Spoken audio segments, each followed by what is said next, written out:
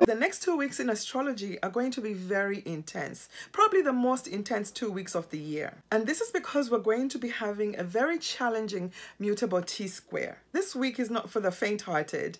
It's going to be tough, it's going to be intense. This is a major turning point in the astrology of the year.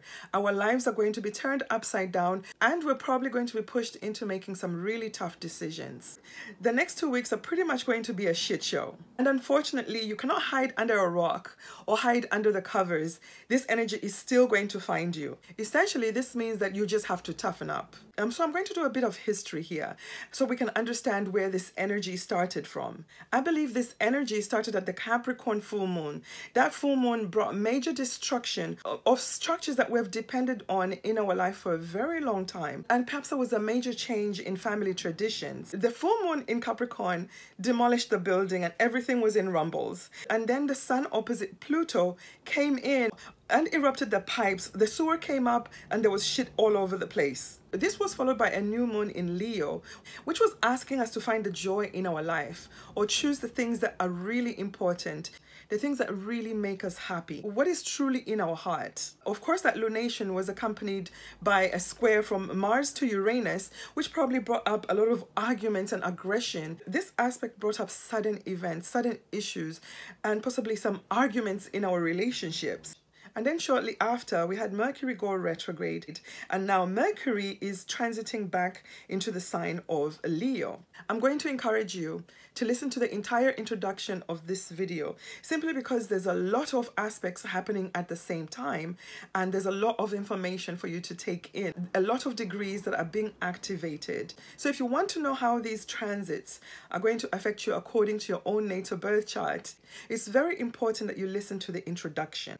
Another reason why you should listen to the introduction is because this is where I go over the event charts or any other charts that I think are really important for you to know about. I will not be able to repeat all this information in the readings for the ascendant.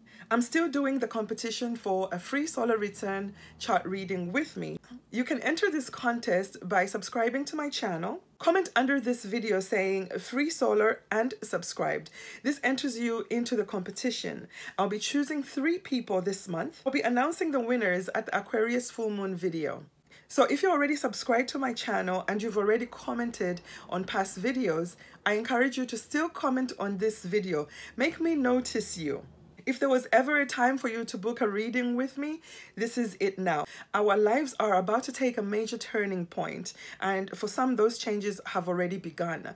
But if you want to know how all this is going to play out for you according to your own natal birth chart, I suggest that you take advantage of the meaning reading special. It's only $80, and in this reading, we'll be able to go over the main transits that are happening currently. Hello YouTube, my name is Rachel Mayo. Welcome to my channel and thank you for being here. If you're new to my channel and you've not yet subscribed, please do so now. It's absolutely free and it's a really great help to my channel. It really helps my channel grow. I would like to welcome my new subscribers and say a big thank you to all of you that introduce yourself in the comments. If you're new, please tell me where you're tuning in from.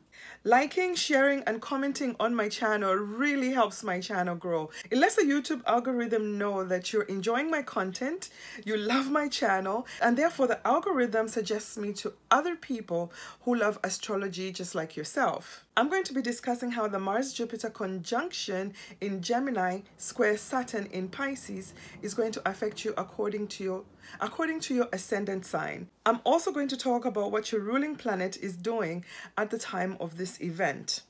So if things have been really stagnant in your life, you've been working hard, you haven't seen any rewards or movement in certain things, this is the transit that's going to absolutely shake everything up and turn the tables in your life. Things are definitely going to be shaken up. Generally, the conjunction of Mars and Jupiter is a very positive transit. We have Headmaster Saturn here checking in and asking you if you did your homework and if you followed all the rules and the regulations. So Saturn is essentially putting a damper on our excitement. I'm going to slightly go over the transit of Mars and Jupiter in a different way, just to check the history of the transit of Mars and Jupiter conjunctions. I took a screenshot of this list that is going to show you all the Mars-Jupiter conjunctions over the last probably 30 years. Mars and Jupiter conjunct every 2.5 years in a different sign. Jupiter has a 12-year cycle around the zodiac, and Mars has a 2-year cycle around the zodiac. You may want to take a screenshot of this chart and go over the events that may have occurred each time there was a Mars-Jupiter conjunction. See how this conjunction changed your life. The last time we had a Mars-Jupiter conjunction in the sign of Gemini was in 1989. Do you remember what was going on in your life at that time? Which whole sign house was being activated? I'm going to briefly go over this chart and let you know which years actually stand out for me. The last time Mars and Jupiter conjuncted in Gemini was in 1989. I was a teenager then and having my first serious boyfriend. Gemini rules over my whole sign 8th house, but it also has a big part in my 7th house. There was another conjunction in 1991 on the 14th of June at 11 degrees of Leo.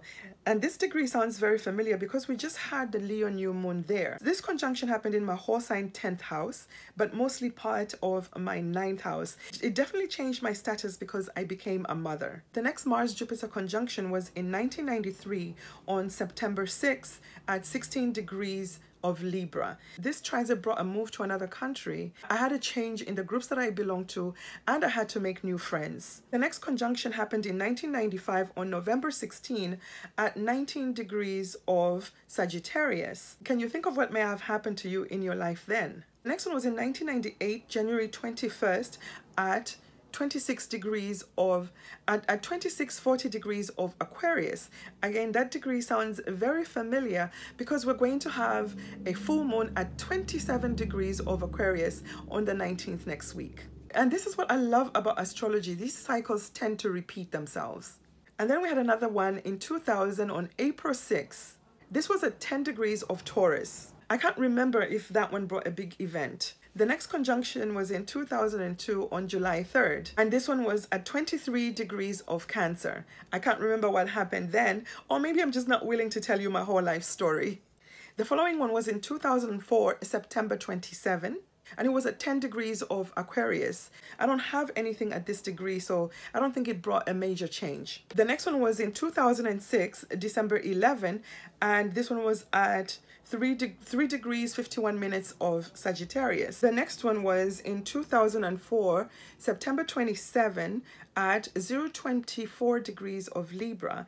I don't have anything there, so I don't think there was a major event. Actually, that is the beginning of my 11th house, very close to my Pluto. At that time, I joined a different organization and I had to make new friends and revise and have a revision in my hopes, dreams, and wishes. The following one was in 2006, December 11, at 051 degrees of Sagittarius. The following one was in 2009, February 17. This one was at 10 degrees of Aquarius. And for a Scorpio ascendant, Aquarius is the 4th house. This one brought a major home move. Mars in the 4th house tends to bring a move of home or major renovations in the house.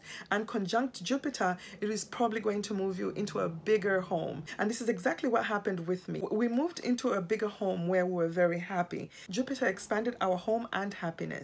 The next one was in 2011 on May 1st, and this one was at 22 degrees of Aries. We had another conjunction in 2013, July 22nd, at 5 degrees of Cancer, almost at 6 degrees. The following one was in 2015, October 17, at 14 degrees of Virgo. I had a major change in my job and the groups that I belonged to. The next one was in 2018, January 7, at 1755 degrees of Scorpio. The following one was in 2020 on March 20th at 22 degrees of Capricorn. This was in my 3rd house. I had a major change in my immediate environment. This was also the time when the world changed because of the pandemic. Immediate environment was changed because I was no longer working and I had to stay home for almost a year like everybody else. We had another conjunction in 2022 on May 29. This one was at 3 degrees of Aries. Here we are in 2024. We're going to have this conjunction on the 14th tomorrow at 1640 degrees of Gemini.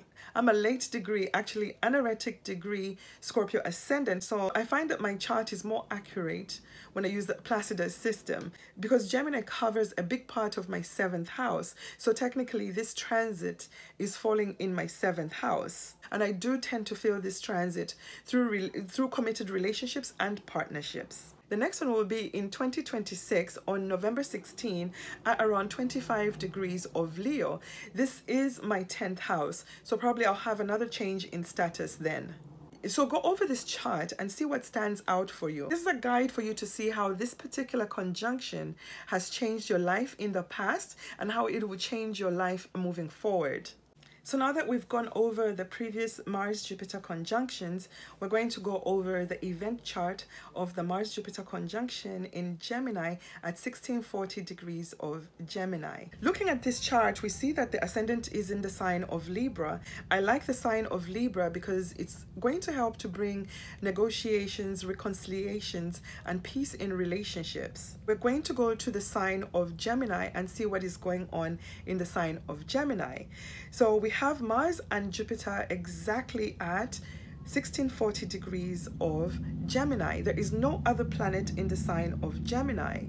So let's look at the aspects that are being made by this conjunction. We can see right away that there is a square to Saturn, who's transiting retrograde in Pisces around 17 degrees. We're already feeling the effect of this square simply because these two are outer planets. I believe this transit is going to be exact on the 19th of August, right around the full moon in Aquarius. The next aspect is an opposition to the moon in the sign of Sagittarius. The moon is at around 15 degrees of Sagittarius. And if we look on the other side in the sign of Virgo, we see a square to Venus, who's currently transiting at around 11 degrees of Virgo. We're going to break down where these planets are, the sign they're in individually. The sign of Gemini rules over the 3rd house of the zodiac. This is a sign of the mind, of our thinking. It's a sign of communication. It is also the sign that rules over our siblings, our immediate environment, information, and our learning ability. Mars here is bringing all this aggression and enthusiastic energy to communicate passionately and aggressively. And as we all know, Jupiter is the sign that rules over the 9th house of the zodiac. This is the house of our belief system, of our future. It is also the sign of law and order, foreigners and foreign lands. Jupiter is the planet that expands whatever it touches. It makes everything bigger. So it's going to really bring expansive energy to this area. Jupiter is going to ignite Mars into wanting to take exuberant, big action. Mars is going to want to communicate about his belief system. He might even want to shove his belief system onto others. Our minds are going to be very busy. We're going to want to say a lot of things at the same time, most likely without even thinking them over. This conjunction is very optimistic, exuberant, aggressive, and very passionate. About making initiations. Gemini is ruled by Mercury, so Mercury is hosting this conjunction. Unfortunately, Mercury is going retrograde at the time of this event. This means that we have to stop and think about the actions that we're about to take because the owner of this house is not thinking clearly and does not have all the information. So taking aggressive, passionate action at this time will be a reckless move. However, Mercury still has a little bit of dignity because he's at around 0 degrees of Virgo, and this is the degree of the fixed star Regulus. This is a star of royals and kings. So perhaps we'll be hearing some news about people in power, kings and royals, taking back some of the things they said when Mercury was transiting at this degree in retrograde shadow. Mercury is going to lose dignity the following day or within a few hours because Mercury is going to go retrograde into the sign of Leo, approaching the Cazimi on the 18th, right before the full moon in Aquarius. The power of this conjunction is diminished because the host, the ruler of Gemini, is moving retrograde and is going to lose dignity. We've already established that. So let's look at the other aspect, which is going to be exact on the 19th of August. That is a square from Saturn, who's transiting retrograde at around 17 degrees of Pisces. And what stands out here is the fact that Jupiter rules the sign of Pisces. However, Jupiter is in detriment in the sign of Gemini. He's more comfortable in the opposite sign, in the sign of Sagittarius or in the sign of Pisces.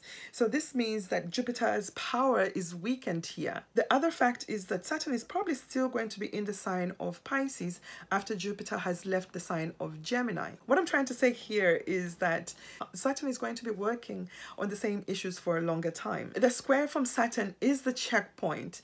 This is the taskmaster or the headmaster, professor, or the government or authority figures asking you, are you sure you have all the details? Have you followed all the rules and regulations? So if you haven't done everything the way it's supposed to be done, Saturn is going to check you, write you a ticket, or give you a failing grade. Saturn is going to delay forward movement.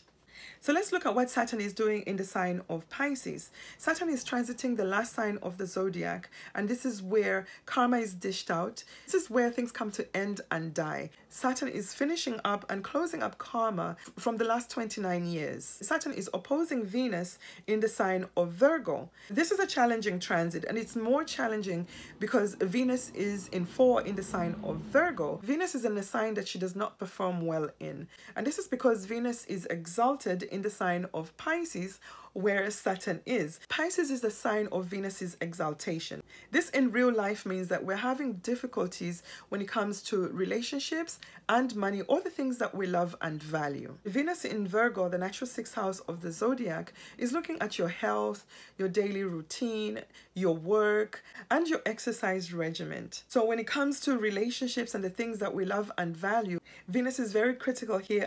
We're probably judging ourselves and others very harshly. And we're probably not seeing eye to eye. This is a transit that can bring a breakup in relationships or partnerships if they're not strong. But for some, this is also the transit that can solidify a relationship or a partnership because you're seeing the value of being with this person or partner long term. However, if you're single and you meet somebody during this transit, I'd advise you not to go into this relationship simply because the energies are not favorable. This is not going to be a happy relationship. It's going to be a karmic relationship, and not necessarily the good kind of karma. But if you've been in a long-term relationship and you decide that the best way to solidify and save your relationship, keep your relationship, then perhaps it's a good idea to get married. I would still advise you to wait to sign on the dotted line, simply because the planet of communication, Mercury, is also transiting retrograde and is about to lose dignity because he's going to be moving into the sign of Leo. And when he moves into the sign of Leo, he's going to eventually square Uranus. So this is really not an excellent time to sign on the dotted line. This is a very challenging T-square that can help move stagnant energy that we were experiencing when we had planets in the sign of Leo, a fixed sign, which were all squaring the planets in the sign of Taurus. So if we have to look at the squares individually, Venus is also square Jupiter. This is a square of the benefics, and both of these benefics are in 4. Remember, I did say Jupiter is in 4 in the sign of Gemini, and so is Venus. Venus is also in 4 in the sign of Virgo. The two benefics are in detriment. It's very difficult for them to grant you what you want. So this is certainly not the time for you to be making life-changing decisions. Venus is also square the moon in Sagittarius. This is also going to enhance our emotional nature, our desire for love and money, and just feeling good. Venus is also square Mars. This is also bringing a lot of passion and desire, the desire to take action, and also the desire to merge with another person. This is a highly charged sexual transit. The moon adds another level of complication to this transit. Fortunately, the moon moves very fast. This grand mutable square will break apart in a few hours. But while it's in effect, it's going to feel really boxed in and very challenging. Moon square Saturn aspect is a challenging aspect. It's an aspect of depression, feeling really trapped and boxed in, unable to move, unable to take any action. And this is also emphasized because Saturn is square Mars. This is an aspect that does not allow you you to take action. This is an aspect that slams the brakes on whatever you're doing. This is the aspect that blocks forward movement. Once the moon has moved on, the energy is going to be able to move out in the sign of Sagittarius. This event chart reading is essentially the lead up to the full moon in Aquarius. We're still going to be dealing with the same aspects for pretty much for the next 2 weeks.